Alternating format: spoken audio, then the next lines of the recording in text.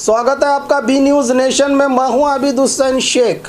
Fees को लेकर online class बंद की गई तो स्कूल पर होगी कार्रवाई, सुरेश कुमार की चेतावनी। राज्य के प्राइवेट स्कूल में पढ़ाई कर रहे स्टूडेंट्स के मां बाप अगर किसी कारण फीस न भरने से उनके बच्चों के ऑनलाइन क्लासेस को बंद करने के मामले सामने आए हैं, इन पर कोई शिकायत करता है तो बिना सोचे प्राइवेट स्कूल्स पर कार्रवाई की जाएगी। हाईकोर्ट, सीएम और सुप्रीम कोर्ट ने भी हमें आदेश दिया है कि इस तरह की हरकत करने वाले प्राइवेट स्कूल्स पर बिना सोचे समझे कार्रवाई करें। जिलों के बीईओ या मुझे किसी की ओर से शिकायत मिलती है तो मैं उन पर कड़ी कार्रवाई करूंगा, कहा शिक्षा मंत्री सुरेश कुमार ने।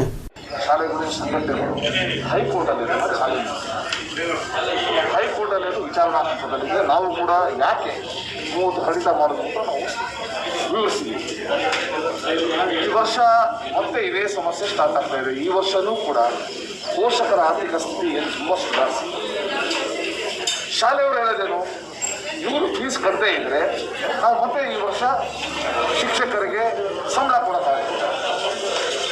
ಅದಕ್ಕೆ ಭಾಳ ಉತ್ತಮವಾದ ಮಾರ್ಗ ಅಂದರೆ ಆ ಶಾಲೆಯವರು ಪೋಷಕರು ಕೂತ್ಕೊಂಡು ಮಾತಾಡೋದು, ಆಯಾ ಶಾಲೆಯ ಪರಿಸ್ಥಿತಿ ಅನುಗುಣ. ನಾನು ಇವತ್ತು ಬೆಳಗ್ಗೆ ನಮ್ಮ ಸರ್ಕಾರಿ ವಕೀಲರ ಜೊತೆ ಕೂಡ ಮಾತಾಡಿದ್ದೀನಿ. ಇನ್ನೂ ಒಂದು ವಿಚಾರ ಈ ಸಲ ಇವತ್ತು ಆಗಿರೋದು, ಇದು ತಾತ್ವಿಕವಾಗಿ ಯಾರು ಕೂಡ ಒಪ್ಕೊಳ್ಳದೇ ಇರೋ ಒಂದು ವಿಚಾರ ಆಗ್ತದೆ.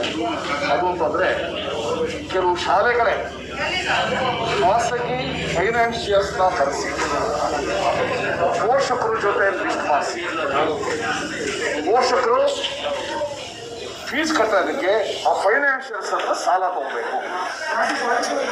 ಇದನ್ನು ಕೂಡ ನಾನು ಕೇಳಿರ್ಬೋದು. ಇದು ಆಗಬಾರ್ದು. ಇದು ಕೂಡ ಆಗಿರೋದು ನಮಗೆ ಗೊತ್ತಾಗಿದೆ. ಮುಖ್ಯಮಂತ್ರಿಗಳು ಈ ವಿಚಾರ ಗೊತ್ತಾಗಿ ಭಾಳ ಖಾರವಾಗಿದ್ದಾರೆ. ಯಾವುದಕ್ಕೂ ಕೂಡ ನಾವು ಅವಕಾಶ ಕೊಡೋದಿಲ್ಲ, ನಾವು ನೋಟಿಸ್ ಕೊಡ್ತೀವಿ ಅಂತ ಕೂಡ ಹೇಳಿದ್ದಾರೆ.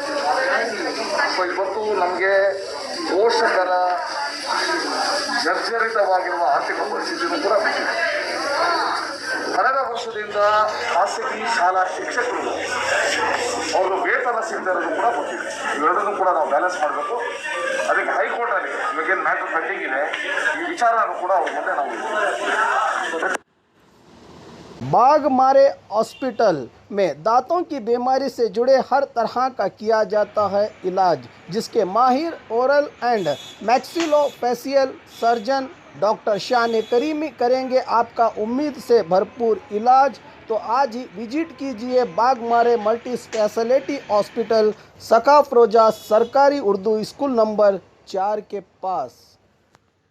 और ख़बरों के लिए देखते रहिए बी न्यूज़ नेशन।